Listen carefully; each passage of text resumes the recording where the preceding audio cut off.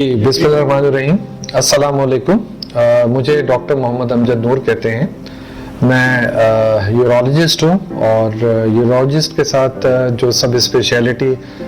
मैंने चूज़ की और उसको आज कोई 15 साल हो गए प्रैक्टिस करते हुए, वो इनफर्टिलिटी है, जो कि एक ऐसा सेंसिटिव टॉपिक है हमारे माशरे में कि जिसके ऊपर बहुत सारे लोग बात करते हुए घबराते हैं। उसकी वजह चाहे कुछ भी हो, मगर जिस तरह और बीमारियों के मुतल्लिक हम बहुत ज़्यादा ओपन होते हैं अपने घर में, अपने डॉक्टर के साथ और आपस में,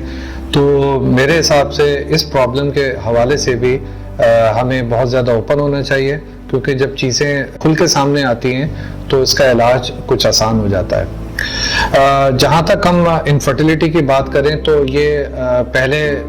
कहना चाहिए कि जब तक कुछ अवेयरनेस, अब तो मीडिया की वजह से और बहुत सारी दूसरी चीज़ों की वजह से अवेयरनेस बढ़ती चली जा रही है, मगर शुरू के बहुत अरसे तक ये लोगों के जहन में ख्याल था कि बच्चे नहीं हो रहे तो उसका सारा दारोमदार औरत के ऊपर है। मगर अब जिस तरह वक्त के साथ साथ चीज़ें क्लियर होती चली गई हैं, तो उसके अंदर अगर कोई बच्चा नहीं हो रहा तो उसके अंदर मर्द और औरत दोनों के अंदर कोई भी वजूहात हो सकती हैं जिसकी वजह से ये प्रॉब्लम उस कपल को फेस करनी पड़ती है। और जहाँ तक औरत का इन्वेस्टिगेशन या उसका मुआयना और उसकी मुआयने से रिलेटेड जितनी भी चीज़ें वो होनी चाहिए, इसी तरीके से मर्द का भी बहुत ज़रूरी है। और हमें एज ए डॉक्टर या एज ए सिविल सोसाइटी इस चीज़ को प्रोवोक करना चाहिए, इस चीज़ को हमें इन्फोर्स करना चाहिए कि जब इस किस्म की प्रॉब्लम हो तो दोनों मेल और फीमेल अपना इलाज के लिए डॉक्टर के पास जाएं। क्योंकि WHO भी कहता है कि 40% जो इश्यूज होते हैं वो फीमेल में होते हैं और 40% मेल में होते हैं, और 20% जो होता है वो कंबाइंड प्रॉब्लम होता है मेल और फीमेल में। तो इस वजह से ये सारी चीज़ें ज़रूरी हैं। और मर्द के हवाले से जो बेसिक टेस्ट है, जिसको हम उर्दू में मादा तौलीद या कह सकता हूँ पश्तो में तुखम कहते हैं और अंग्रेजी में सीमेन एनालिसिस कहते हैं, वो एक बहुत ही इम्पॉर्टेंट टेस्ट है जो हमें एक डायरेक्शन देता है कि हम खड़े कहाँ हैं और हमने आगे करना क्या है, और उसके हवाले से मर्द को थोड़ा सा गाइड करना चाहिए। और दूसरा जो इम्पोर्टेंट चीज़ है, ये भी हमारे फिजिशियन, डॉक्टर्स या जो मेल इनफर्टिलिटी एक्सपर्ट्स हैं, उनको भी इस चीज़ को इन्फोर्स करना चाहिए कि ये टेस्ट कब, कहाँ और किस तरीके से और कहाँ से होना चाहिए। क्योंकि नॉर्मली जो हम लेबोरेटरी के अंदर माइक्रोस्कोप्स यूज़ करते हैं वो सिंपल कंपाउंड माइक्रोस्कोप्स होता है, कहीं कुछ इलेक्ट्रॉन माइक्रोस्कोप भी हैं। तो इसके लिए कुछ इलेक्ट्रॉन माइक्रोस्कोप या स्पेशली जो एक्स-रे माइक्रोस्कोप्स होते हैं, उसके अंदर जब हम इस चीज़ को इन्वेस्टिगेट करते हैं तो चीज़ें बहुत बेहतर होती हैं। और एक्स-रे माइक्रोस्कोप जिस तरह हमारा सेंटर है कॉन्सेप्ट फर्टिलिटी सेंटर, तो आइडियली ये सीमेन एनालिसिस उन सेंटर्स में होना चाहिए जहाँ पे ये फैसिलिटी जिस तरह हमारा सेंटर है वहाँ अवेलेबल हो।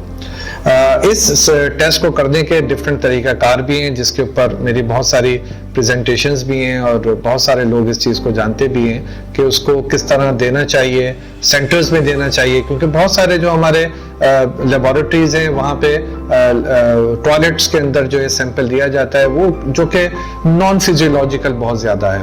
तो एक्स-रे सेंटर का दूसरा फ़ायदा होता है कि वहाँ पे प्राइवेसी होती है और सिक्योर्ड एनवायरनमेंट होता है, जिसमें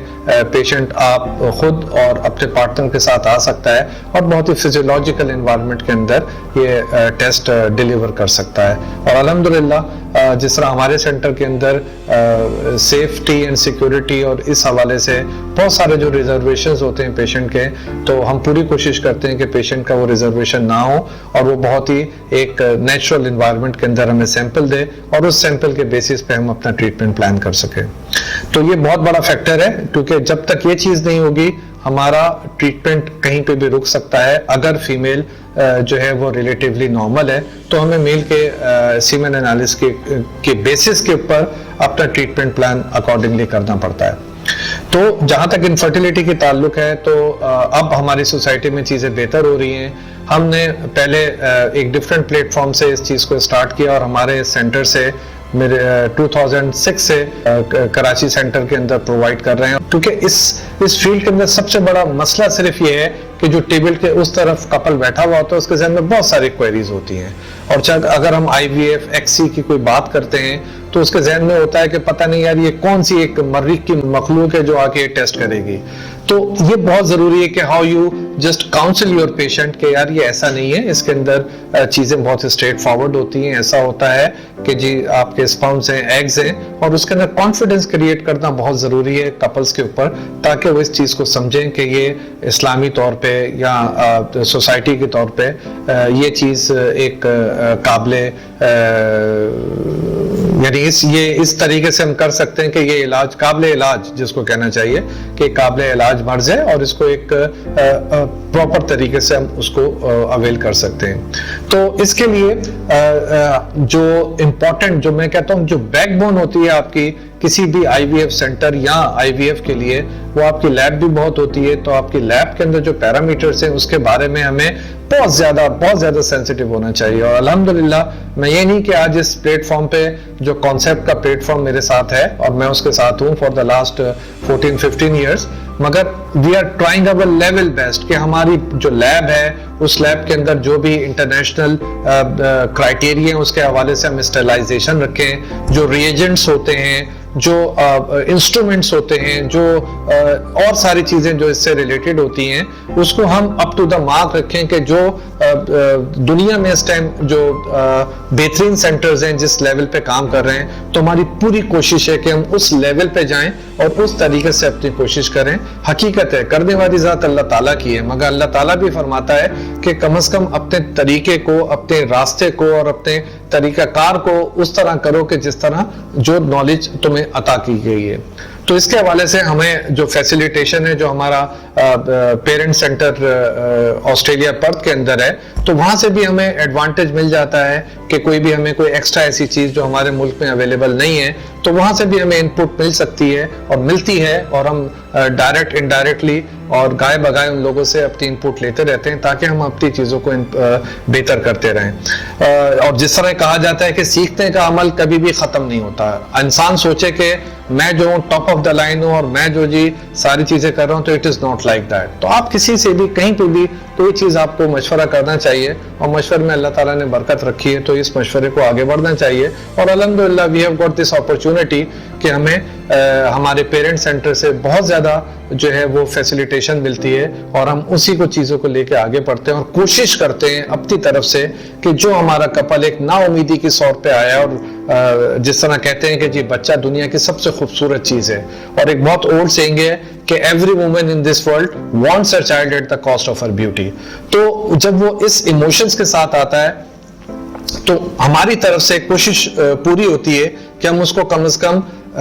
उसकी काउंसलिंग और वो ट्रीटमेंट प्रोवाइड कर सकें कि जो एक आम आदमी की दस्तरस पे हैं, और बेहतर और बेहतरीन जो है वो ट्रीटमेंट हम उसको प्रोवाइड कर सकें जो दुनिया में अवेलेबल है।